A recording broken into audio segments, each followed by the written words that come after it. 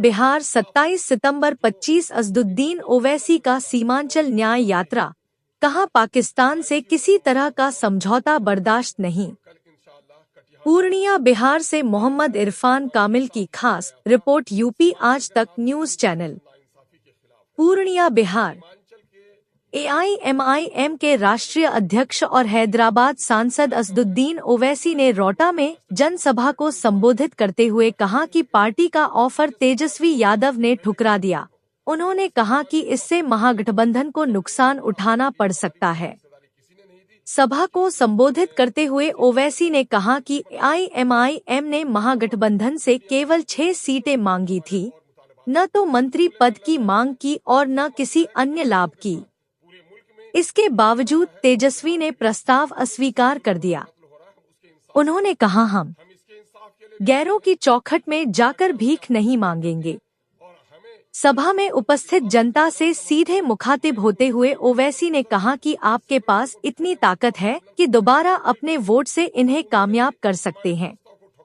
ओवैसी ने चेतावनी भरे लहजे में कहा कि राजद नेताओं को समझना चाहिए कि मजलिस ने दोस्ती का हाथ बढ़ाया है और अगर यह प्रस्ताव ठुकराया गया तो इसका खामियाजा चुनाव में गंभीर हो सकते हैं। उन्होंने यह भी कहा कि बिहार में एनडीए की सरकार बनने की स्थिति में भाजपा का मुख्यमंत्री बनेगा और इसे रोकने के लिए जनता को सतर्क रहना होगा। सभा में उन्होंने सीमांचल क्षेत्र के विकास और सीमांचल डेवलपमेंट बोर्ड के गठन की आवश्यकता पर भी जोर दिया। इसके साथ ही उन्होंने अमौर विधानसभा से अख्तरुल ईमान की जीत के लिए जनता से समर्थन की अपील की। सभा में विधायक अख्तरुल ईमान, एआईएमआईएम प्रदेश अध्यक्ष हाजी नाहिद गनी, प्रखंड अध्यक्ष गुलाम सरवर, भावी प्रत्याशी बाइसी, माइक मास्टर, शाहिद सचिव रागे बासिम, सायर मो सराफत समेत कई नेता मौजूद थे। ओवैसी ने अंत में जनता से अपील की कि वे अपने वोट का प्रयोग समझदारी से करें और महागठबंधन को मजबूती देने के साथ भाजपा को सत्ता में आने से रोकें। तो ये तो मैसेज जा चुका है कि जो हम पे इल्जाम लगाते थे कि हम अलायंस नहीं चाहते या बातचीत नहीं करते, तो हमने कर दिया है। अब इनके ऊपर है मुनस्सिर, वो अपनी पार्टी का फैसला वो लेंगे, हम अपनी पार्टी का फैसला हम लेंगे। क्या कारण सर बहादुरगंज में आपने कहा एक के बाद ऐसा नहीं होगा। आपका एक बयान आया था कि जो आप दोस्ती के लिए बढ़ सकते हैं। हाँ, तो बिल्कुल, जब दोस्ती का हाथ अख्तरुल ईमान ने आगे बढ़ाया है, अगर आप उसको कमजोरी की निशानी समझेंगे तो हमको तो पॉलिटिकल पार्टी चुनाव लड़ना पड़ेगा।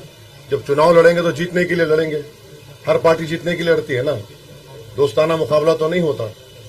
तो मुकाबला होगा, जमहूरियत है, तो हम तो जीतने के लिए मुकाबला करेंगे। क्या कारण लग रहा है आपके मोहब्बत को कबूल नहीं कर रहे थे? अरे भाई देखिए, मोहब्बत जो होती है ना, वो नौजवान लड़के लड़की में पिक्चरों में अच्छा लगता है। सियासत में एक तरफा मोहब्बत नहीं हो सकती है, तो नहीं होगी, होगी तो होगी। पुराने आपके जो विधायक हैं अगर घर वापसी करना चाहेंगे तो क्या आपका स्वागत करेंगे? हाँ, पुराने जो विधायक आपके जो चले गए, देखिए वापसी करना चाहेंगे तो उस पर क्या करें? आपको किसी ने बातचीत की क्या घर वापसी के लिए? नहीं, आपसे बातचीत की तो बता दीजिए हमारे अध्यक्ष जी को।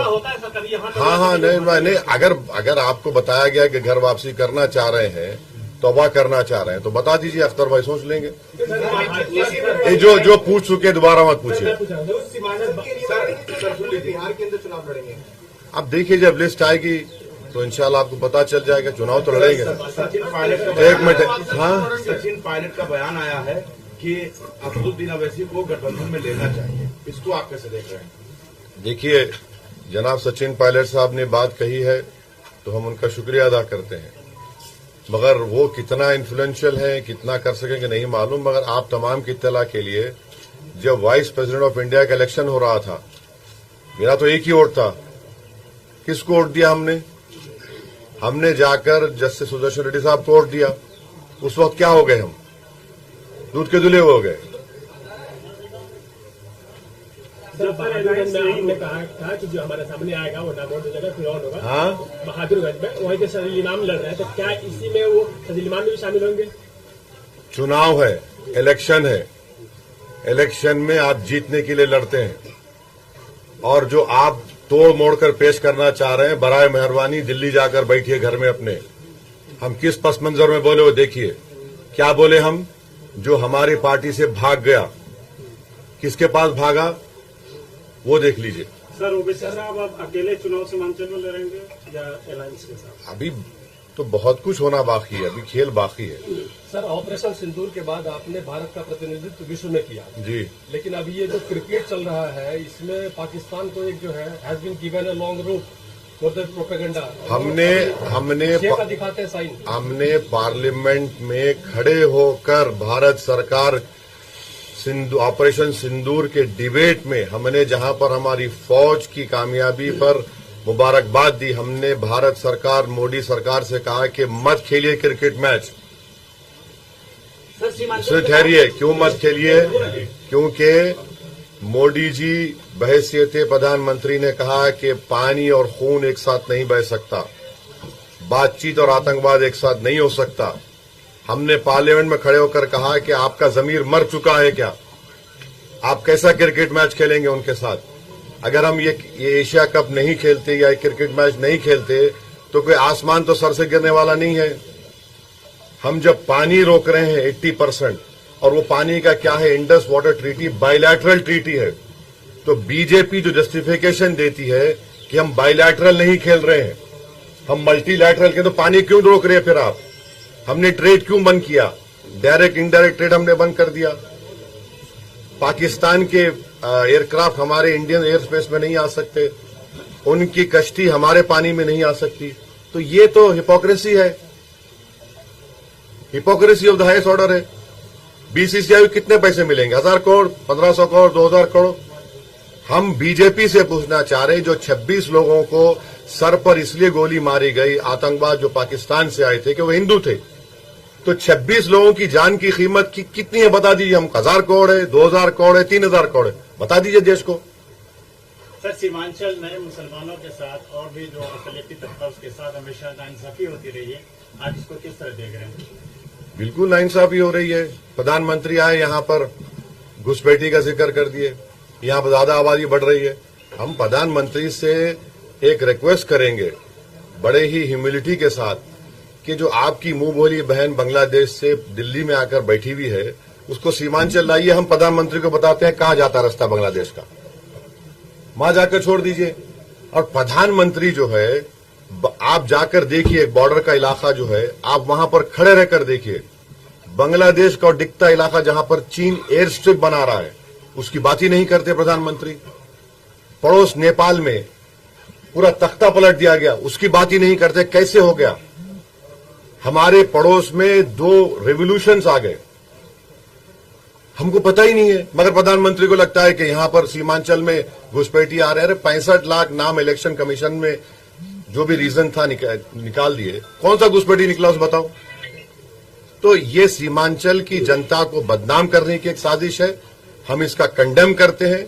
और सीमांचल की जनता ये जो तोहमत लगाई जा रही है उसका जवाब इस चुनाव में देगी बीजेपी। असद साहब कल काकोरी यानी लखनऊ में जो है, अभी आप बिहार की बात करिए, अभी चल आप खत्म कर भाई। आखिरी 2 सवाल है, आखिरी 2 सवाल अब जाना है हमको। अब आप पूछ चुके, आप पूछ चुके, दोबारा मत पूछिए। हाँ, आइलम मोहब्बत की जगह पे एक आइलम महादेव संगठन, हिंदू संगठन बनाया है, हाँ, क्या कहेंगे? बहुत अच्छा है। आपका नाम क्या है सर? स्मिथ। हाँ, स्मिथ नाम हुआ। आई लव स्मिथ में करूंगा। इसमें कौन सा एंटी नेशनल बात है? इसमें कौन सा वायलेंस का प्रमोशन का बात है? जब लव से लव आ रहा है तो उसमें आपको तकलीफ क्यों हो रही है? इसका मतलब आप लव के खिलाफ हैं, आप मोहब्बत को मानते ही नहीं है। वो मुगल आजम का एक गाना था, जिंदाबाद जिंदाबाद मोहब्बत जिंदाबाद, दोबारा प्ले करना पड़ेगा इन लोगों के लिए। देखिए एक बात प्लीज समझिए, आर्टिकल 25 संविधान में क्या है? Freedom of religion. अगर मैं जिसमें मुझे मोहब्बत है, और मुसलमान उस वक्त तक मुसलमान नहीं होता जब तक कि वो प्रॉफिट मोहम्मद को अल्लाह का आखिरी नबी रसूल ना माने, और उस वक्त तक उसका ईमान मुकम्मल नहीं होता जब तक कि वो दुनिया में तमाम चीजें ज्यादा प्रॉफिट मोहम्मद को चाहे। ये संघ परिवार और आरएसएस बीजेपी के लोग कभी सोच भी रहे हैं कि भारत में 18-19 करोड़ मुसलमान रहते हैं, जो सब कॉन्टिनेंट हो या एशिया में सबसे ज्यादा यहां पर रहते हैं। आप क्या मैसेज दे रहे हैं दुनिया को? क्यों ऐसा कर रहे हैं भारत के बारे में आप लोग? अरे सोचो थोड़ी देर के लिए। लव की बात हो रही है। और उत्तर प्रदेश में एडीजीपी साहब कह रहे हैं कि नहीं, हमारे सरकार ने कहा कि नया पोस्टर नहीं लगेगा। Happy birthday prime minister allowed होगा, happy birthday chief minister allowed होगा। तो फिर आप एक कानून बना दीजिए कि इस देश में कोई लव की बात करेगा ही नहीं, तो पहले हॉलीवुड बैठ जाएगा। क्या होगा, कहां जाएंगे हम? अरे मोहब्बत की बात हो रही है, मेरा फेथ है, आपका फेथ है, आपका फेथ है। भारत की खूबसूरती यही तो है कि भारत हर मजहब को मानने वालों को मानता है, जो नहीं मानता खुदा को उसको ही मानता है भारत। तो ये तो अजीब है कि ये लव के खिलाफ है ये लोग। हाँ बिल्कुल होगा, बिल्कुल होगा, फिक्र मुतमईन रहिए। अभी होगा, आप दूसरों को लेके जो पॉलिटिकल हवा दिया जा रहा है, जेन जी को लेके जो पॉलिटिकल मूवमेंट एक तरह से बनाया जा रहा है, क्या आप इसको फेवर करते हैं? अरे इनको बोल दीजिए कि बिहार में 59% खुद इनका एडवर्टाइजमेंट कहता है। 58% वोटर बिहार में 25 साल से कम उम्र का है। उनको बोलिए, इनके बारे में हिम्मत है, बोलो। चाहे मोदी जी बोले, नीतीश कुमार बोले कि जनरेशन जी हमको ऐसा कर रहा है, तो फिर बिहार में 58% वोटर 25 साल से कम उम्र का है। तो ये बिहार के जो जनरेशन जी के जिसका वोट 58% है पॉपुलेशन में, उनको सोचना चाहिए कि तुम्हारे ख्वाबों को पूरा करना नहीं चाह रहे। हाँ, आए तो वो बताएं कितने घुसपैठी आपने रोके थे। बीएसएफ आपके पास है, आप होम मिनिस्टर हैं 11 साल से। अगर यहां पर डेमोग्राफिक चेंज हो रहा है, आप क्या कर रहे थे उसके लिए? ये तो आपकी नाकामी का आप सबूत दे रहे हैं। और वो जो बांग्लादेश से भागकर आकर बैठी है, बराए मेहरबानी उसको सीमांचल को ला लें। वो खुद बॉर्डर का रास्ता हम दिखा देते, हमारे जाके छोड़ दें उसको पहले बाहर करें। आप वो क्यों रही दिल्ली में? लास्ट सवाल हम पूछेंगे सर। नहीं, आप फर्स्ट पूछ इसके। नहीं हाँ, बराबर होना चाहिए। आर्टिकल 370, हमने तो प्राइवेट मेंबर्स बिल डाला था पार्लियामेंट में। वो अगर आएगा तो सीमांचल का डेवलपमेंट क्या प्रायोरिटी क्या होगी, वो काउंसिल डिसाइड करेगा।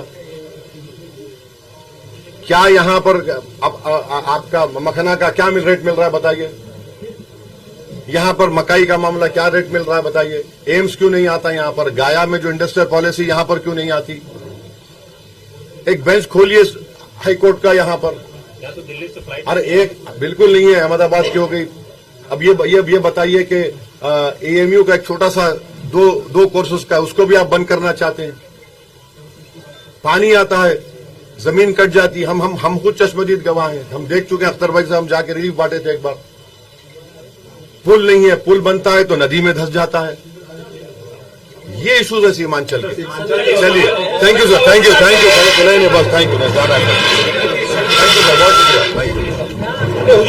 शुक्रिया।